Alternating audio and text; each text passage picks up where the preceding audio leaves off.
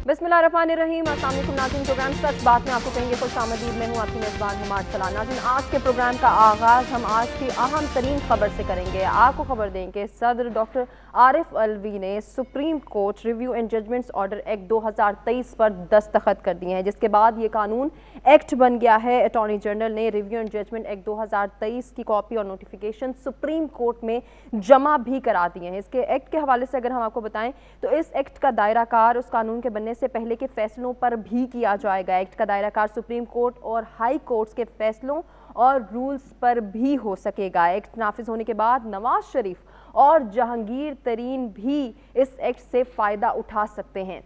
वो फ़ायदा कैसे उठा सकते हैं, यही आज का हमारा बेसिक टॉपिक है। बेसिक क्वेश्चन भी इसी हवाले से होगा कि इस कानून के तहत नवाज शरीफ और जहांगीर तरीन 60 दिन के अंदर अपनी सज़ा के खिलाफ अपील दायर कर सकेंगे। एक्ट के तहत 184(3) के फैसले के खिलाफ 60 रोज़ के अंदर अपील भी दायर की जा सकती है। अब जो हमारा बेसिक टॉपिक है, बेसिक क्वेश्चन है, जो हम अपने पैनल के सामने रखेंगे, वो भी इसी हवाले से है कि ये नया एक्ट, नया कानून जो बना है, इससे किसको फ़ायदा होगा, इसके क्या फ़वाइद हैं। और जिस तरह से कहा जा रहा है कि इस एक्ट के ज़रिए नवाज शरीफ और जहांगीर तरीन जो है वो फ़ायदा उठा सकते हैं, तो फिर हम क्या एक्सपेक्ट करें? क्या नवाज शरीफ और जहांगीर खान तरीन जो हैं वो नाअहली से बच सकेंगे, जो है वो अहल करार दे दिए जाएंगे? और अगर वो अहल करार दे दिए जाते हैं तो फिर क्या नवाज शरीफ बतौर सदर मुस्लिम लीग नून इस बार इलेक्शन लड़ सकेंगे या नहीं? ये चंद सवालात हैं जो हम अपने पैनल से करने जा रहे हैं। तारुफ कराएंगे मेहमानों का और गुफ्तगू का आगाज़ करेंगे। सबसे पहले मैं ज्वाइन करें सज्जाद तरीन साहब, सीनियर एनालिस्ट हैं। सर, वेलकम करना चाहूँगी। सैयद मोहम्मद तैयब साहब, लॉ एक्सपर्ट, हमारे साथ मौजूद हैं। सर, आपको भी खुश आमदीद। साबिर शाह साहब, सीनियर एनालिस्ट हैं हमारे साथ, आपको भी हम खुश आमदीद कहना चाहेंगे। सबसे पहले साबिर साहब, आपसे गुफ्तगू का आगाज़ करूँगी। क्या समझते हैं आप, ये जो नया एक्ट, नया कानून बन गया है, इसके तहत नवाज शरीफ और जहांगीर खान तरीन की नाअहली खत्म होने वाली है? जी बिल्कुल, कानून तो यही बता रहा है और आप देखिए प्रेसिडेंट अलवी ने साइन भी कर दिए हैं, जिससे आपको हवा के रुख का भी अब पता चल चुका है। बिल्कुल। और दिसंबर 15, 2017 को जब जहांगीर तरीन को डिस्क्वालीफाई किया गया तो उसी दिन इमरान खान को अहल करार दिया गया। सिमिलर मुकदमा था तकरीबन। सही। तो मैं समझता हूँ कि जहांगीर तरीन के साथ ज्यादती हुई। हालांकि उनके खिलाफ शुगर स्कैंडल भी था, सारा कुछ था, लेकिन आपको पता है यहाँ पे फाइनेंशियल स्कैंडल्स और ये जो व्हाइट कॉलर क्राइम है, ये चूंकि अरबों रुपए में होती है, यहाँ पाकिस्तान में उनकी अकाउंटेबिलिटी नहीं होती, होती ही नहीं। तो जी हाँ, आप जहांगीर तरीन भी इलेक्शन लड़ सकते हैं। मुमकिन है को प्रेशर ग्रुप बनाए, को नई पार्टी अनाउंस करें, और नवाज शरीफ साहब भी बिल्कुल अगर अपील करें और ये मुकदमा आगे चले तो उनकी नाअहली भी खत्म हो सकती है। ठीक है। और आगे देखेंगे कि मरियम भी मुजरिम है बज़ाहिर तो कानून की नजरों में, उनके केस का क्या बनता है, ये सारी चीजें देखने वाली हैं। अभी फिलहाल तो मेरे ख्याल अगले महीने इमरान खान की अरेस्ट पॉसिबल है, फिर उनका ट्रायल होगा। ये काम जरा लंबा है और जब ट्रायल होगा तो इस दौरान मेरा ख्याल है कि पीडीएम की जमातें कोई जुलूस निकालें या कोई एहतजाज करें। साबिर साहब, कुछ ऐसे जो है वो बातें भी हो रही हैं कि ये एक्ट बनाया ही इसीलिए गया है ताकि नवाज शरीफ साहब और जहांगीर तरीन की नाअहली को खत्म किया जा सके। इस हवाले से आपका क्या कहना है? जी बिल्कुल ठीक है, इसीलिए है। नजर आ रहा है हुकूमत उनकी है, हवा उनके हक में चल रही है। और नवाज शरीफ साहब तो आपको पता है पहले भी सुप्रीम कोर्ट इनको सजा दे चुकी थी मुशर्रफ साहब के दौर में, और डिस्क्वालीफाई भी हुए थे, फिर क्वालिफाई हो गए, फिर शिक थी कि तीसरी दफा वज़ीर-ए-आज़म भी बन सकते, वो शिक भी खत्म हुई, वो बने। सही। तो अब देखना ये कि आइंदा कौन से ऐसे हालात और वाक़यात होते हैं जो नवाज शरीफ साहब को चौथी दफा वज़ीर-ए-आज़म बनाते हैं, या पीडीएम और पीएमएलएन की कोई लड़ाई होती है, क्योंकि अब जो उनका कॉमन एनिमी है वो तो दीवार के साथ लग गया है, पीटीआई जिसे कहते हैं, इमरान खान। तो जाहिर है मुझे तो लड़ाई भी नजर आ रही है। मुझे चीफ जस्टिस साहब वक्त से पहले घर जाते नजर आ रहे हैं। ठीक। और जुडिशरी की जो डिवाइड है वो बाहर है, वो उसी जगह कायम रहेगी। तो बहुत सारी चीजें अभी होनी है। बिल्कुल, बहुत सारी चीजें होनी है। और जिस तरह से सर आप भी कह रहे हैं कि ये एक्ट का एकदम दुरुस्त है, सज्जाद तरीन साहब आप क्या समझते हैं, क्या ये एक्ट इसीलिए बनाया गया है कि नवाज शरीफ जो है वो अगला इलेक्शन लड़ सकें? और आपकी नज़र में क्या वो अगला इलेक्शन जो है वो लड़ सकेंगे? देखिए, मैं आपको अर्ज करूं कि पाकिस्तान में जो अशराफिया क्लास है, जो पाकिस्तान का एक बालादस्त तबका है, हमेशा कवानीन उसके लिए बनते हैं। आपको याद होगा जब मियां नवाज शरीफ की तीसरी मर्तबा वजीर आजम बनने पर पाबंदी लगा दी गई थी, तो मोहतरमा बेनजीर भुट्टो उससे पहले शहीद हो चुकी थी। और जब पीपल्स पार्टी की हुकूमत बनी, जब 8वीं तरमीम आई, तो इस मुल्क में ये रिकॉर्ड पर बात है कि एक आदमी के लिए तरमीम की गई थी कि तीसरी मर्तबा जो वजीर आजम बन सकता है आदमी, तो वो वाहिद मियां नवाज शरीफ थे, उनके लिए आइन में तरमीम हुई थी। अब जो तरमीम हुई है उसमें बिल्कुल इसमें मियां नवाज शरीफ को भी फायदा होगा, जहांगीर तरीन साहब को भी फायदा होगा और बाकी लोगों को भी फायदा होगा, इसमें कोई दो राय नहीं है। तो ये इसमें वो बिल्कुल वो इलेक्शन भी लड़ेंगे, ये तरमीम इसीलिए की गई है। और अब क्योंकि जुडिशरी हमारी बहुत कमजोर हो गई है, जजेस की अपने इख्तिलाफात की वजह से जजेस बहुत तकसीम हो गए हैं और चीफ जस्टिस जो है वो बहुत कमजोर हो गए हैं, अब वो चीजों को उस तरह खत्म भी नहीं कर सकेंगे जिस तरह उन्होंने माजी में की हैं। आपको याद होगा जब पीपल्स पार्टी इक़्तिदार में थी तो उस वक्त जजेस की तैनाती का जो तरीकाकार था वो उसको तब्दील करना चाहते थे, लेकिन चीफ जस्टिस इफ्तिखार चौधरी ने उनको मैसेज दिया था कि अगर आप वो जजेस का तरीकाकार तब्दील करेंगे तो मैं 18वीं तरमीम उड़ा के रख दूंगा। हमारे यहाँ जजेस भी जो हैं वो अपनी मर्जी की, सारी हुकूमत को तो जजेस ने यरगमाल किया हुआ होता है। जो ठीक हो गया तरीन साहब, आपका भी पॉइंट आ गया है। हम जरा इस लॉ की जो है वो थोड़ी सी कानूनी हैसियत भी जानना चाह रहे हैं। तैयब साहब, आपकी नज़र में ये जो कानून एक एक्ट जो नफाज इसका किया जा रहा है, क्या ये दुरुस्त अमल है? इसके जरा थोड़े से कानूनी पहलू और कानूनी तकाजे भी हमें बता दीजिए। देखिए, जहाँ तक किसी भी कानून साजी का ताल्लुक है, इसमें तो कोई शुबा नहीं कि पार्लियामेंट को पूरा अख्तियार हासिल होता है कि वो कानून बना सकती है, कानून में तरामीम तजवीज़ कर सकती है, कानून की नोक पलक सीधी की जा सकती है। लेकिन जैसा कि मौजूदा जो हालात हैं इनमें देखा जाएगा कि जिन हालात में ये नई कानून साजी की गई, इसके ज़रिए क्या मकसद अचीव किया जाना है, तो वो तो बहुत ऑब्वियस है, बड़ा वाज़ेह है कि ये चंद एक शख्सियात जो कि जिनके पास कानून के अंदर कोई रेमेडी नहीं थी, उनको रेमेडी प्रोवाइड करने के लिए ये सारा मामला किया गया है। तो यकीनन तौर पर हम कह सकते हैं कि ये पर्सन स्पेसिफिक लेजिस्लेशन हम इसको कह सकते हैं। वरना देखिए, ऐसे बेशुमार एरियाज हमारे कानून के अंदर मौजूद हैं कि जहां पर साल हर साल से कानून साजी की अशद ज़रूरत है। मैं आपको अर्ज करता चलूं, ऑनरेबल सुप्रीम कोर्ट की, हाई कोर्ट्स की, फेडरल शरीयत कोर्ट की लातादाद जजमेंट्स मौजूद हैं कि जिसके अंदर पार्लियामेंट से इस चीज़ की रिक्वेस्ट की गई, सजेस्ट किया गया कि आप इस पर्टिकुलर नुक्ते के ऊपर कानून साजी करें। लेकिन उन अदालतों की ऑब्जर्वेशंस के बावजूद वो एरियाज अभी तक हमें ग्रे नजर आते हैं, उन पे कानून साजी नहीं हुई। क्यों? कि शायद उसका कोई बहुत ज़्यादा मकसद गवर्नमेंट को हासिल नहीं होना था, तो इसलिए वहाँ पे कानून साजी नहीं हुई। लेकिन यहाँ पे चूंकि हम महसूस कर सकते हैं कि कुछ शख्सियात को बेनिफिट देना मजबूरी थी और इसीलिए कानून साजी हुई। पार्लियामेंट के अंदर एक बड़ी तादाद के अंदर मेंबरान जो हैं कौमी असम्बली के अंदर वो मौजूद नहीं हैं, तो कानून साजी के लिए बहुत आइडियल सिचुएशन है, एक बड़ा ज़बरदस्त माहौल मौजूद है, कोई अपोजिशन का वजूद नहीं वहाँ पे। तो इस लिहाज से हम कह सकते हैं कानून तो ये जरूर है, लेकिन देखना ये होगा कि आने वाले वक्त में ये इस कानून फायदा रहेगा। हमारे तीनों मेहमानों का मुतफिका बयानिया सामने आ गया है, जिनको यही लगता है कि बज़ाहिर नवाज शरीफ और जहांगीर तरीन को नाअहली खत्म करने के लिए ही ये एक्ट बनाया गया है। जरा देखते हैं कि पब्लिक को क्या लगता है। 60% को लगता है जी हाँ, नवाज शरीफ और जहांगीर तरीन की नाअहली खत्म होने वाली है इस एक्ट के जरिए, और 40% समझते हैं कि ऐसा नहीं होगा। नाज़रीन, हमें एक ब्रेक की जाने बढ़ना है। ब्रेक से वापस आते हैं, आज के दूसरे टॉपिक के हवाले से डिस्कशन करते हैं।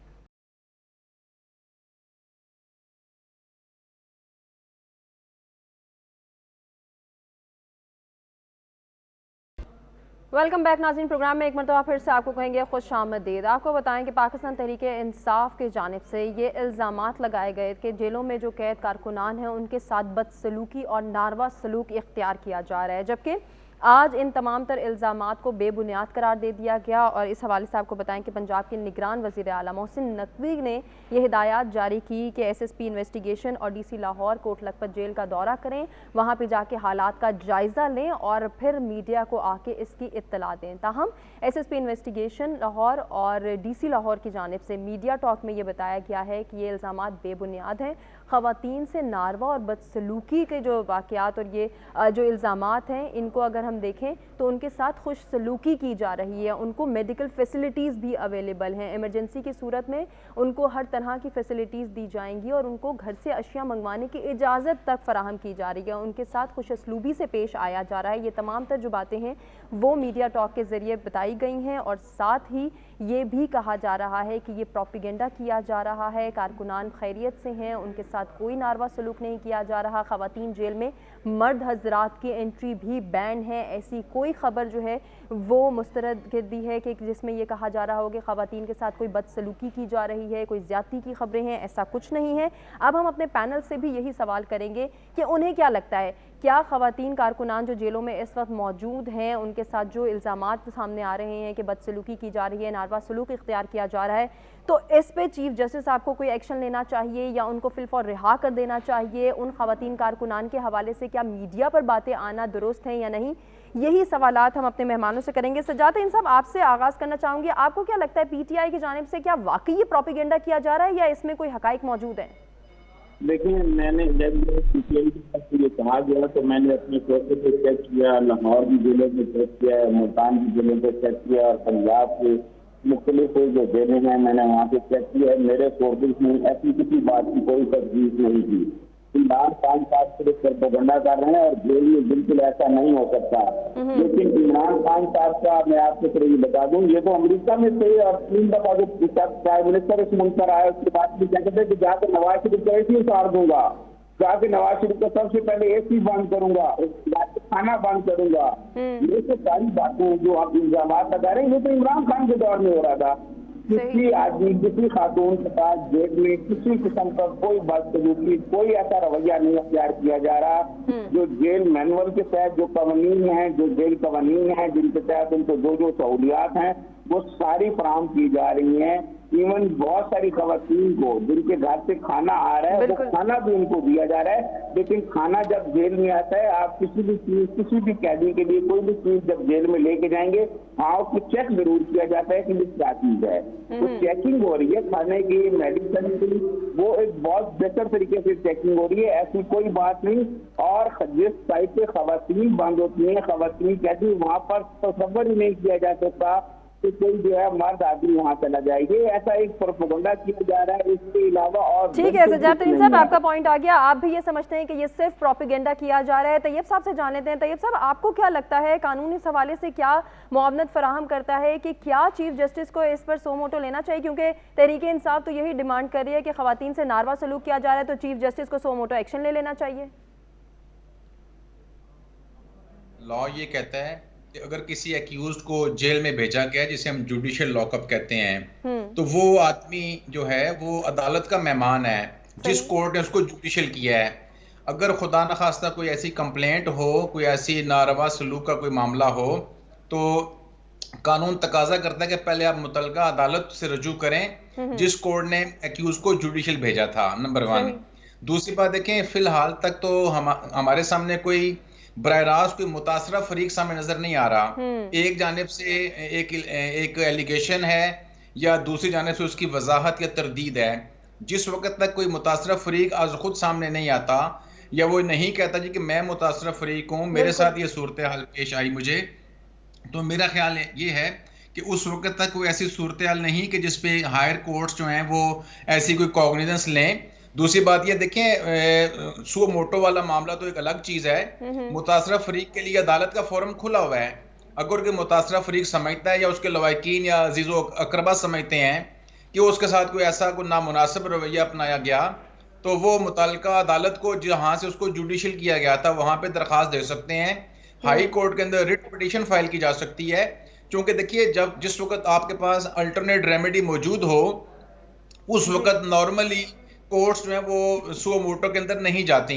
तो मेरा ख्याल ये है कि इस वक्त तक चूंकि मफरूजा कह सकते हैं हम इसको, या दो तरफा मौकफ जरूर है, लेकिन क्रेडिबल इंफॉर्मेशन या कोई ऐसी रिलायबल कंप्लेंट हमारे सामने नहीं कि जिसकी बुनियाद पर कोई भी अदालत इसके ऊपर कॉग्निजेंस ले सके। बिल्कुल ऐसा ही है। अब जब कोई सबूत ही मौजूद नहीं है तो फिर अदालत कैसे एक्शन लेगी? साबिर शाह साहब, आपको क्या लगता है, एक जानिब तो ये चीज़ें प्रूव होती चली जा रही हैं कि ये प्रोपेगेंडा है, सज्जाद तरीन साहब भी यही कह रहे हैं कि ये प्रोपेगेंडा किया जा रहा है। अब जिस तरह से इमरान खान साहब की बात सामने आई है, वो ये कहते हैं कि राना सनाउल्लाह ने इसलिए ये प्रेस टॉक कर दी कि बात पहले से निकल आई है, पहले से तैयारी कर लें। अब वो ये बातें कर रहे हैं कि सब कुछ सही है, हालांकि ऐसा नहीं है। तो आपको नहीं लगता कि अगर कुछ ऐसा होता तो खबर निकल आती कि वाकई प्रोपेगेंडा है? देखिए, मैं कुछ नहीं कह सकता क्योंकि राना सनाउल्लाह की रात 1 बजे की प्रेस कॉन्फ्रेंस ने बहुत सारी सस्पिशंस को जन्म दिया है। अभी इतला नहीं आ रही कि वो खतीजा शाह की आज भी जो मुलाकात है उसकी दरखास्त रद्द हो गई और उनके मेडिकल की दरखास्त भी रद्द हो गई, अदालत ने रिजेक्ट की है। आपको बताता चलूं कि खतीजा शाह डॉक्टर सलमान शाह जो फाइनेंस मिनिस्टर थे उनकी बेटी है, जनरल आसिफ नवाज जजुआ की नवासी है। बिल्कुल। इनके ससुर सरमद अमीन किसी जमाने में वाइस प्रेसिडेंट थे लाहौर चैम्बर ऑफ कॉमर्स के। वो ब्रदर इन लॉ है मशहूर नस्ल तारिक सईद सैगल के और डायरेक्टर है मुस्लिम कमर्शियल बैंक के, यानी मंशा साहब के पार्टनर है मियां मंशा साहब के। तो ये बहुत हाई प्रोफाइल केस है। सरमद अमीन ऑस्ट्रिया के कौंसल ऑनररी कौंसल जनरल भी हैं और खतीजा खुद भी मेरे ख्याल ब्रिटिश नेशनल भी हैं। सही। तो ये केस बहुत ज्यादा हाई प्रोफाइल है, इसलिए गवर्नमेंट भी काफी मसले में आई है। और किसी स्टेज पे अगर जुडिशियल पे है इस वक्त खतीजा और किसी वक्त अगर उनकी बेल अप्रूव हो गई तो मेरे ख्याल है चुप रहने वालों में से नहीं है अगर कुछ हुआ होगा। लेकिन SSP investigation Lahore, DC Lahore ने वाज़े तौर पे खतीजा शाह का नाम लेके कहा है कि वो बिल्कुल खैरियत से हैं, बल्कि हमने तो कारकुनान को यहाँ तक रिलैक्सेशन दी है कि वो घर से अशिया भी मंगवा सक रही हैं। देखिए, डीसी और एसएसपी और चीफ मिनिस्टर तो यही कहेंगे, ये उनका वर्षन। खतीजा का वर्षन सुनना बाकी, अगर उनका नाम आ रहा है तो क्यों आ रहा है। इसलिए यास्मीन राशिद साहिबा का भी बयान बहुत इंपॉर्टेंट होगा क्योंकि खतीजा और वो गालिबन एक ही बैरक में। ठीक है, बिल्कुल गलत हो सकती है, अफवाह हो सकती है, लेकिन क्योंकि बात निकली है तो देखना है कि प्रोपेगेंडा है या इसमें कोई सच्चाई है कि नहीं। मैंने आपको खतीजा शाह का शजर नसब बताया है और ये कोई ऑर्डिनरी शजर नसब नहीं है।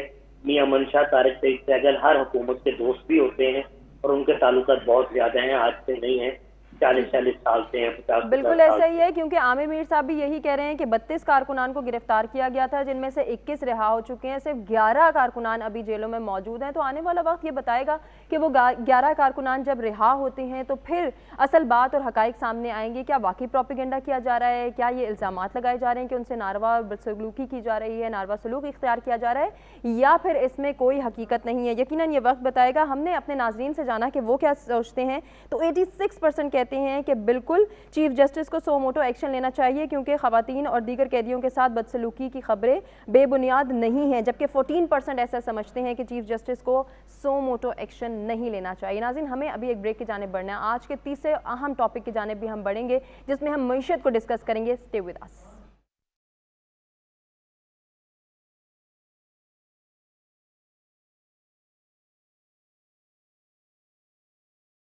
वेलकम बैक नाज़रीन। प्रोग्राम में एक मरतबा फिर से आपको कहेंगे खुश आमदीद। आज का तीसरा और अहम टॉपिक जिसमें हम मईशत को डिस्कस करेंगे। मईशत की बहाली पाकिस्तान में मुमकिन है या नहीं और किस तरह से हो पाएगी मईशत की बहाली, ये हम अपने पैनल से सवाल करेंगे। लेकिन उससे पहले आपको बताएं कि वज़ीर ख़ज़ाना इसहाक डार साहब का ये कहना है कि मईशत की बहाली पर हम काम कर रहे हैं। वो मज़ीद ये कहते हैं कि हम कोशिश कर रहे हैं कि पाकिस्तान की मईशत जल्द बहाल हो सके। कैपिटल मार्केट के फ़रोग के लिए भी इक़दाम किए जा रहे हैं। जबकि आज सुबह जब सहाफ़ी ने उनसे सवाल किया कि IMF से मुआहिदा ना होना क्या आपकी नाकामी है, तो इस पर इसहाक डार बरहम हो गए। उन्होंने कहा कि क्या पाकिस्तान डिफ़ॉल्ट कर गया है? जवाब नहीं दिया बल्कि सहाफ़ी से ही ये सवाल कर डाला। मज़ीद बरहमी के शिकार होते हुए उन्होंने ये भी कहा कि आपको जो कहना है वो कह दें, मैं बाद में देख लूँगा।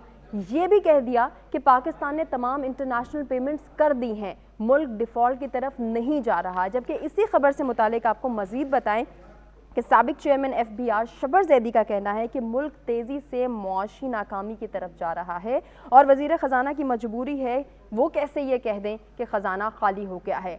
अब इसमें हकीकत कहाँ पे है? क्या मज़ीद महंगाई होने वाली है? मईशत की बहाली मुमकिन हो पाएगी या नहीं? ये ज़रा हम अपने पैनल के सामने सवाल रखते हैं। साबिर शाह साहब, आपको क्या लगता है मईशत की बहाली कैसे मुमकिन है और क्या अगर IMF से मुआहिदा नहीं होता तो फिर हम मज़ीद महंगाई के बोझ के तले दबेंगे? अच्छा, ये ज़हन में रखिए आपके ना चाहते हुए भी ये मैं कहना चाहता हूँ कि इस वक्त IMF के साथ जो मुआहदा है बहुत जरूरी है। ये सस्ता कर्जा होता है, निस्बतन आसानी से मिलता है, इस दफा तो कर बहुत मुश्किल बन गया, इसके पॉलिटिकल रीजंस हो सकते हैं। जब IMF का कर्जा मिलता है तो दोस्त ममालिक जो हैं, जिनको हम दोस्त ममालिक कहते हैं, जी जी, उनके अपने मुफादात है यहाँ पे, वो भी जरा कर्जा आसानी से दे देते हैं। हमें कर्जों की नहीं, हमें तो ग्रांट्स की जरूरत है अनफॉर्चुनेट, जिन्हें वापस ही ना किया जाए। शर्मनाक हद तक आपके फॉरेस्ट रिजर्व गिर गए हैं, डॉलर जो है वो 350 तक मैंने सुना चला गया।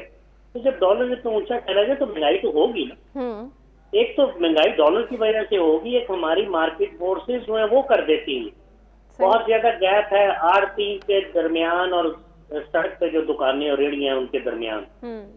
हर रेड़ी पे रेट फर्क है, हर शहर में रेट फर्क है, हर शहर की कई मार्केट्स में रेट फर्क सही।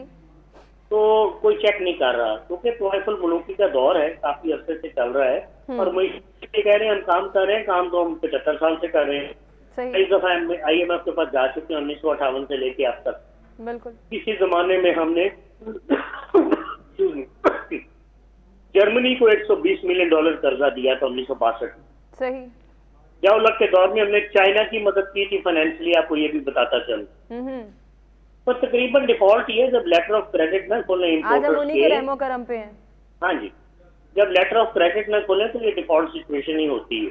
सही। लेकिन चूंकि आप एक न्यूक्लियर स्टेट है माशाल्लाह, और चूंकि आपकी जियो स्ट्रेटेजिक पोजीशन ऐसी है कि you are the gateway to Central Asia and you are the world's deepest port called Gwadar, and then you want to assist China to the utter and steer display of United States and Europe. तो ये वो positions हैं जिनकी वजह से आपको आखिरी वक्त में रातों रात कर्जा मिल जाया करता था, और इस दफा भी शायद मिल जाए। लेकिन अफसोस ये है कि आप कर्जे पे जिंदा रहेंगे। तो जी एक्सपोर्ट्स बढ़ा लें बाबा, 30 अरब डॉलर से क्या एक्सपोर्ट बढ़ाएंगे? यहाँ तो फैक्ट्रियां बंद हो रही है ना। बिल्कुल साबिर शाह साहब, लेकिन अभी तो बजाहिर यही नजर आ रहा है कि IMF में मुआहदा नहीं हो पाएगा, तो इसका जिम्मेदार कौन है? आप समझते हैं इसका जिम्मेदार PDM है? जी, हुकूमत पे ये ब्लेम आता होता है, क्योंकि गवर्नमेंट की लेजिटिमेसी नहीं होती जब तक आपकी असेंबली में ऑपोजिशन मौजूद ना हो। और ऑपोजिशन भी कौन, जो मेरे ख्याल है पाकिस्तान की सबसे बड़ी पॉलिटिकल पार्टी है। ये कितना डिलेमा है कि सबसे बड़ी पॉलिटिकल पार्टी वो ऑपोजिशन में हो, फिर वो कहते हैं जी कि ये डेमोक्रेटिक तरीके से हुकूमत उतारेगी। बिल्कुल ठीक है, क्योंकि आर्टिफिशियल तरीके से 15-20 बंदे दिए गए थे हुकूमत बनाने के लिए, वो बंदे वापस ले लिए, हुकूमत गिर गई। इमरान खान को उस वक्त देखना चाहिए था, हुकूमत लेनी नहीं चाहिए। लेकिन यहाँ किसी को आधे घंटे के लिए हुकूमत मिले, वो ताज सर पे पहन लेता है। ठीक हो गया साबिर साहब, आपका पॉइंट आ गया। तैयब साहब से जाना चाहूंगी। तैयब साहब, आपको क्या लगता है, पर्सनैलिटी कवानीन तो आ रहे हैं जो शख्सियात को फायदा दे सकते हैं, क्या कोई ऐसा कानून भी बन पाएगा जो मईशत की बहाली के लिए काम कर सके, या अगर काम नहीं हो पा रहा तो उस पर कोई जोर दिया जा सके? मैं तो ये महसूस करता हूँ कि शायद हमारी जो मईशत है वो कभी भी हुक्मरानों के लिए कोई अहम मसला रही नहीं। 75 साल हो गए, दिन ब दिन बेतदरीज हम तनज़्ज़ुली की तरफ जा रहे हैं। आप देखिए कि आज असम्बली के अंदर बड़े बड़े मौज़ूआत पर गुफ्तगू होती है, नॉन इश्यूज आप उसको कह सकते हैं, मगर मईशत कभी भी डिस्कस नहीं हुई।